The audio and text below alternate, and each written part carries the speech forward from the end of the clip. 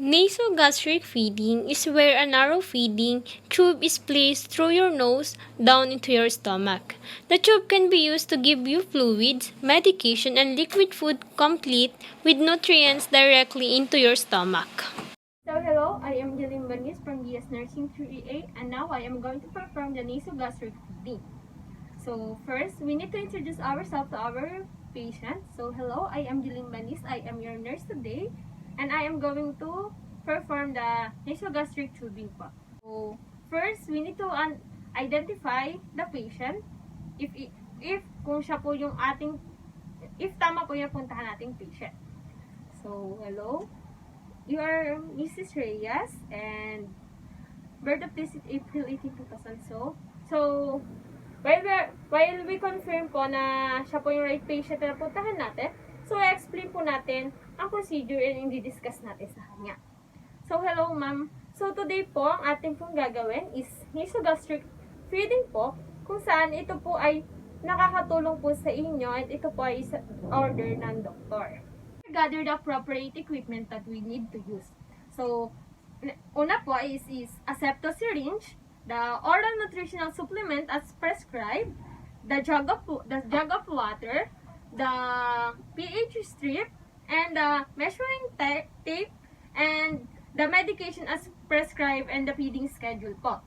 So, after po nan, kailangan po natin mag-proceed sa perform the hand hygiene. Ito po importante para po maiwasan po natin na magka-bacteria po ang patient natin at maiwasan po natin ang contamination. Tapos na po tayo sa hand washing. So, nasuot ko na din po ang ating sterile gloves. So, the next one is kailangan po natin ng patient privacy. So, ito po to protect the integrity of the client and to feel safe and comfortable our client po.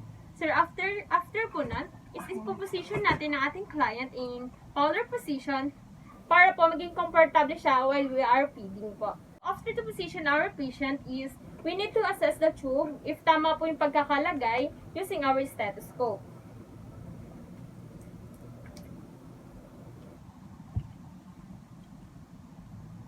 I-check po natin if may gargling sound po sa stomach niya. Kasi if may gargling sound po sa stomach niya is, sala po yung pagkakalagay ng tube.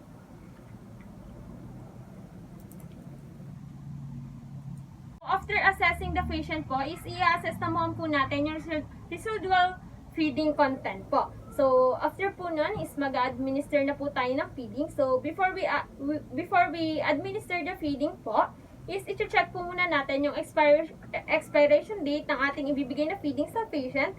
And i-warm po natin yung feeding to in-room temperature po.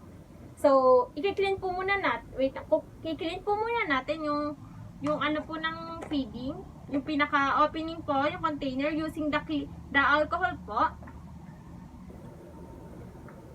Before po natin siya i-open. So, na-open na po natin. So, ilalagay na po natin kukunin na po natin yung asepto syringe. So, itatanggalin po natin yung bulb. And ating iyan sa. So, ilalagay na po natin sa barrel yung feeding, yung ating ipipid sa patient. And remove na din po natin yung asepto syringe po. Yan po. Make sure po to avoid the entrance of the air is to avoid the excess air to the stomach po.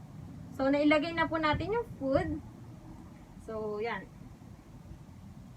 So, i-elevate po natin yung asepto syringe in 12 to 18 inches above the insertion site while feeding po.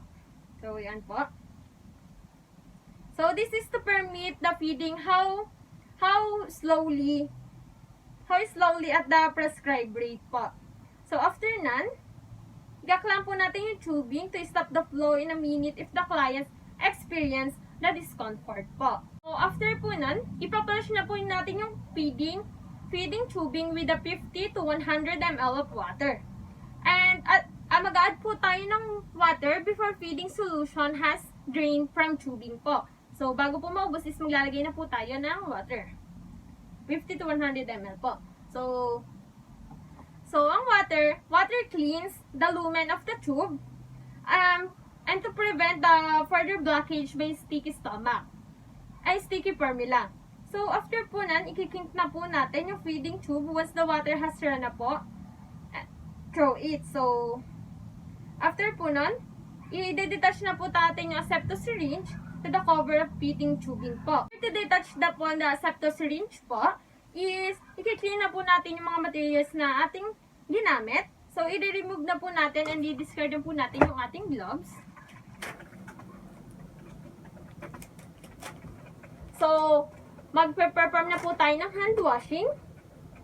So, after we perform the hand washing po, i-dispose na po natin yung mga equipment natin appropriately. And, i-document po natin kung ano yung feeding na ating ginawa, kung ano yung ating pinakain, and the time. And also po, yung mga, patient, yung response po ng patient sa pagkakapid natin, and the time and date, that procedure done. And that's all for my demonstration for nasogastric feeding. Purposes of nasogastric insertion: to feed with fluids when oral intake is not possible, to dilute and remove consumed position, to instill ice-cold solution to control gastric bleeding, to prevent stress on operated site by decompressing, to relieve vomiting and distension, to collect gastric juice for diagnostic purposes. Contraindication of nasogastric tube feeding include a severe GI bleeding, intractable vomiting or diarrhea, complete intestinal obstruction, and severe malabsorption.